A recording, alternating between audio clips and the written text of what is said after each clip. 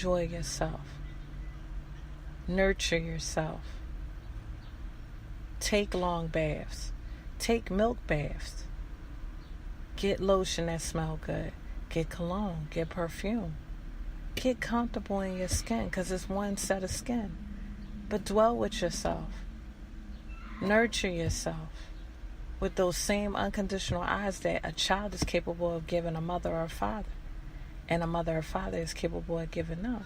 Give to yourself.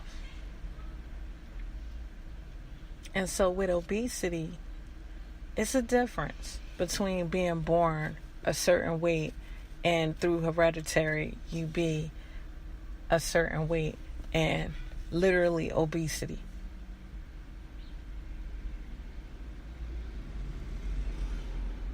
A strong dislike, getting up in the morning and saying, I don't care what goes inside my system.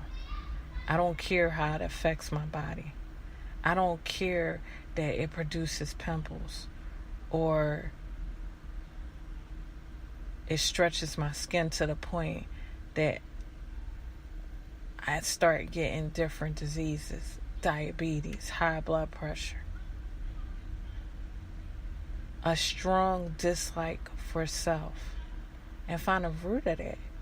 Because when it comes to battle with obesity, social acceptance, self-acceptance might be in the underlying tone, and you have to resolve that, get through that, instead of building on it and saying, okay, I struggle with self-acceptance, so now let me tack on self-hatred. So now I don't like myself enough to eat healthy or take care of myself. And so I drink gallons of soda. I eat all this candy, down all this pizza. And then when I get a certain weight, then I taper back and tell people I don't eat a lot. But it's a reason why I got that way. It took certain habits to be formed to get that way. And during them habits, you have to admit to yourself, I wasn't liking myself enough to have good habits in this area. That's what you have to admit.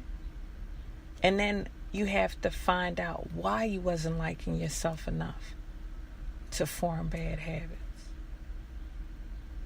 And then process that and get to the root of that. And then after you get to the root of why you didn't like yourself, reverse that and love yourself in your imperfections.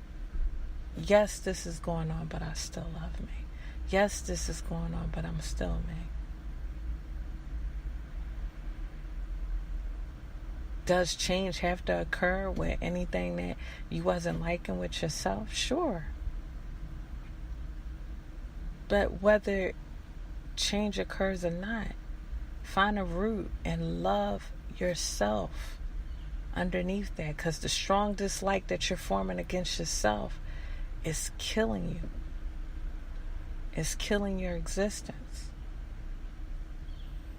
And you might look at yourself, I love myself. I spent X amount of dollars on clothes. I love myself. I spent X amount of dollars on hair. But how much X amount of dollars you spend on healthy living? It's all right to have cheat times and eat a little bit in excess of bad stuff. But stop.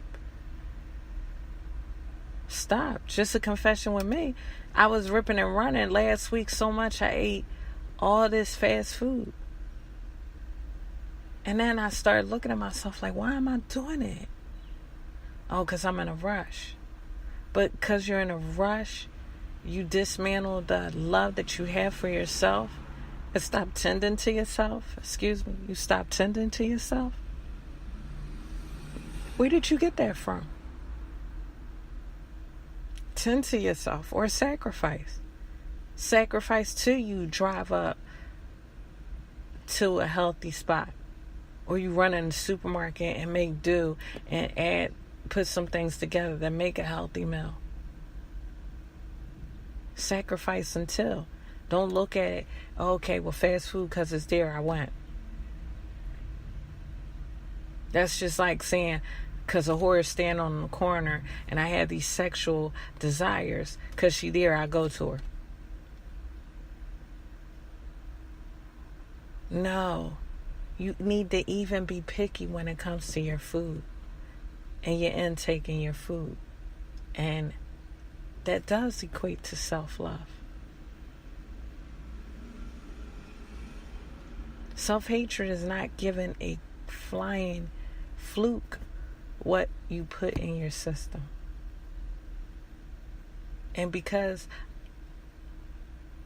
you don't care what you put in your system, it does go under self-hatred. Because you mean to tell me you don't like yourself that much? And the change is difficult.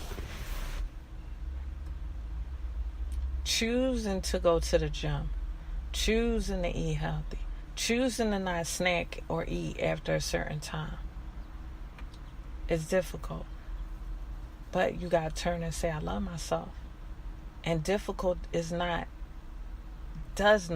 equal out to impossible.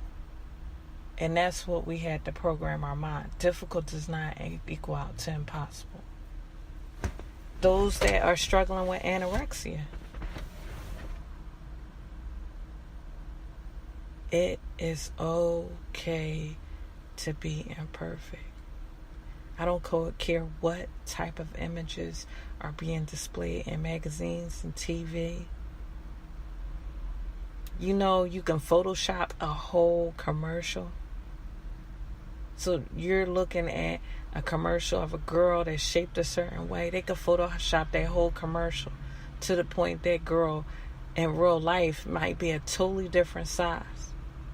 So don't get caught up in a fantasy world of what you see on the TV and in magazines and think that you got to make that your goal. You got to stay a really small size.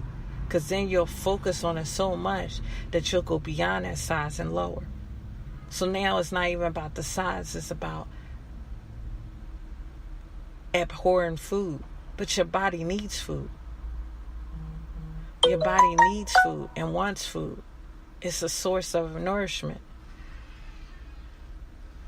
So you have to move in a direction where even with anorexia, you start paying attention to what you eat and making it okay and safe to eat healthy as well.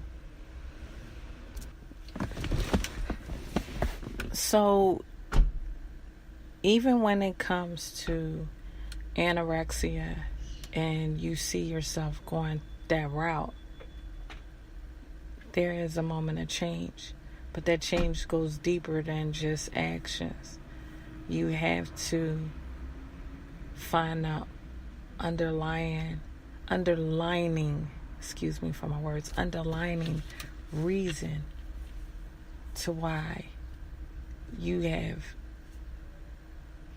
clung to this lifestyle and efforts to exist, or as I might say, barely exist. Because after you drop a certain weight, you stop getting your menstrual cycle. If you're a girl, if you're a boy or a girl, you get fatigue.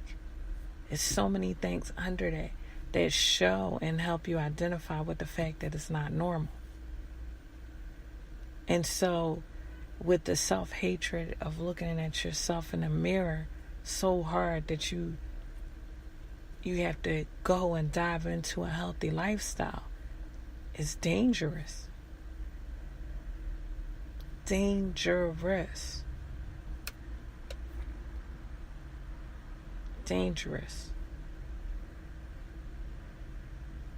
You have to be content in whatever God-given shape you have been given. Just because it's on TV or it's in a magazine don't make it the standard. And depending on the magazine, it fluctuates.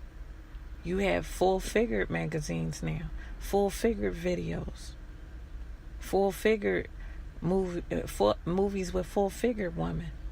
So you can't let different images in the media govern or dictate how you function as an individual. Be so centered in self that you become the standard for your life. This is my life. This is my genetics. This is my makeup. And again, I'm not focusing on any shape or size. If I haven't said it, I'm saying it now. I'm not focusing on any shape or size. I'm focusing on being content in this one sheet of skin, this one body structured with organs in it. You only have one. Be content in it. And love yourself daily by the things that you put in or you don't put in your body. And I can say with myself, there's always room to grow. Just like there's room to grow with me. Always room. No one has yet arrived. When I was looked at to have a perfect body, I still thought my little tiny 1/4 inch of stomach was way too much. I wanted it flat. I wanted the 6-pack. I couldn't get that. Did all of a sudden I start gouging in food? Or did all of a sudden I start withdrawing from food to the point I stopped existing? No. It's an area that can be improved. I could work on it in a right way. Or even if I don't work on it in the right way, it's still fine. Because I'm me. And so that's the point I'm more so persuading, suggesting. Another self-image is not just anorexia and obesity. It's also this plastic surgery world that we live in, where we're altering our bodies to the point that we're touching up, to the point that we're not even comfortable in our own skin. I did not know when you get lip injections, you got to periodically keep them touched up, or it deflates like a balloon. Do you really want to travel down that road? Love the lips that you have. You can admire other people's lips. It's okay. But just because you wasn't born with full lips, that doesn't mean they need to be altered. Now, it's certain cosmetic things that are okay to tweak. It's okay to tweak your teeth.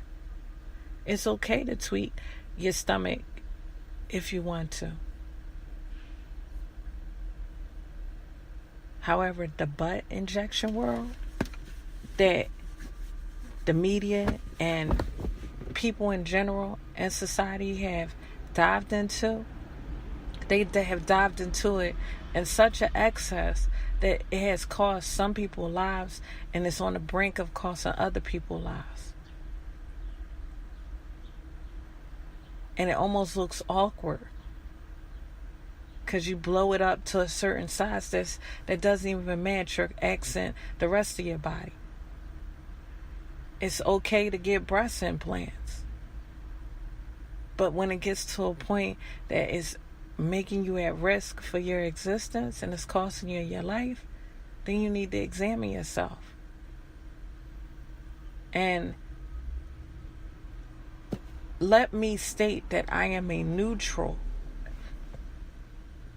in the plastic surgery discussion.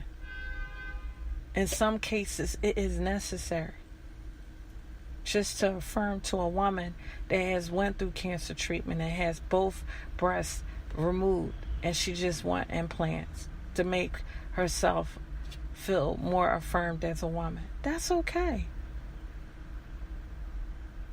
Or if you're an A cup and you get the money enough to do it, that's okay. But when you get to an extent where you're sitting across from someone and you hate to see yourself in the mirror, or every time you see yourself in the mirror, you're scheduling an appointment to get a surgery done, that's when it becomes dangerous. That's when it becomes an intense dislike for self. And when it goes into that realm, you need to stop. You need to say, whoa, I done took it a little bit too